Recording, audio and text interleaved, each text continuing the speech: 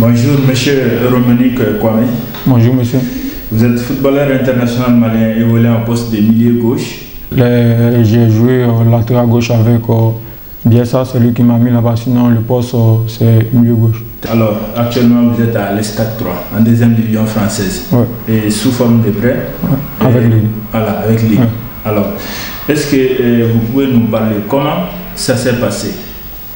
Bon, le prêt est arrivé après le départ de Bielsa. Comme j'ai eu des blessures, j'ai fait un an sans jouer.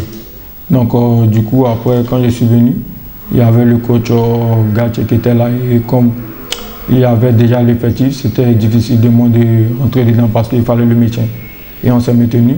Et la saison qui a suivi, donc moi, je pensais que c'était temps de jouer. Donc après, j'ai vu avec le coach Gatche, il m'a parlé, il m'a dit c'est difficile à ce poste parce qu'il y a beaucoup de joueurs qui jouent là-bas. Il lui a dit qu'il n'y a pas de problème. Comme moi en ce moment, je me sens prêt pour jouer maintenant.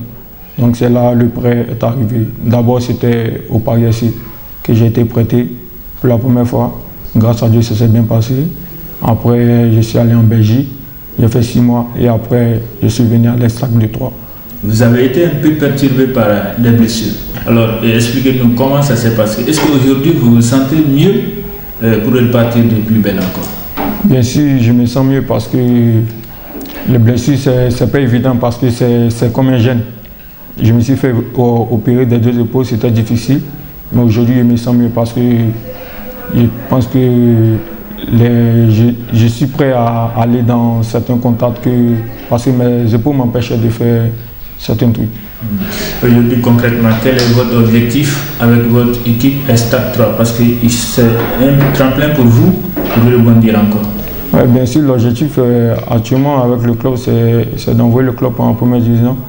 Et moi, comme j'ai dit, c'est de jouer, de prendre match par match pour avoir plus de temps de jeu.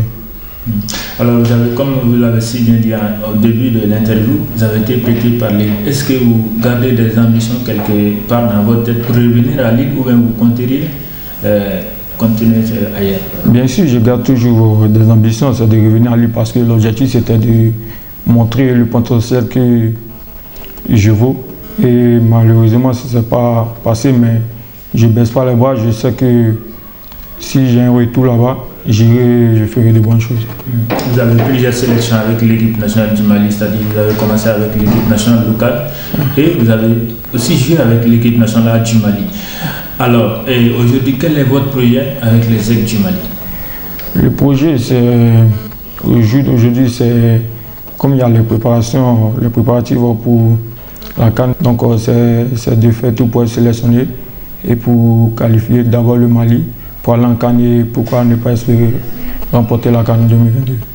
J'espère que vous avez suivi un peu l'équipe du Mali lors de la CAN, la dernière CAN en Égypte. Quelle a été votre impression sur cette jeune équipe malienne? Bon, là actuellement on peut dire l'équipe du Mali, il y a beaucoup de jeunesse et beaucoup de potentiel. Donc je pense qu'on a fait une bonne CAN quand même. Mais comme je dis, l'équipe du Mali a plein de jeunes et les jeunes sont des jeunes qui jouent plus dans le club. Donc c'est-à-dire au jour d'aujourd'hui, ils ont l'expérience. Et ensuite, le sélectionneur actuel des Aigles du Mali, c'est Mohamed Nabassoua et son adjoint c'est Fousseni Diawara, lui il est en France. Est-ce que vous avez des rapports avec ces deux? Oui, on a de bons rapports parce que même le coach adjoint Fousseni, de temps en temps, il appelle pour prendre des nouvelles. Donc c'est déjà un bon point. Maintenant, par rapport à la qualification du Mali, est aussi en course pour la Coupe du Monde Qatar 2022. Comment vous voyez ces 2 licences? Parce que je pense que les dates seront très très sérieuses. Quelle est votre appréciation par rapport à ça? Oui, ça va être sérieux, mais comme on dit, c'est notre métier. Le Covid, c'est vrai, mais après, ça a frappé le monde. Donc, au jour d'aujourd'hui, on a respecté. Tout le monde a envie de voir le football, même nous, on a envie de voir aussi les supporters. Mais comme c'est un truc très dangereux, il faut respecter la décision de la CAF et la FIFA. Alors, dans votre jeune carrière, qu'est-ce qui vous a le plus marqué? Bon, ce qui m'a plus marqué aujourd'hui que je retiens, c'est mon premier match avec Lille. Je rentre et je fais une passe décisive.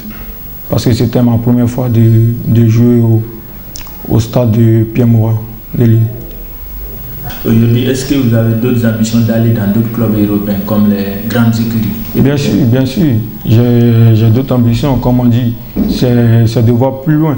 Et l'objectif d'un joueur aujourd'hui, c'est de jouer les vraies compétitions comme la Ligue des Champions, l'Europa League, tout ça, et aller en finale, remporter un jour ce genre de trophée.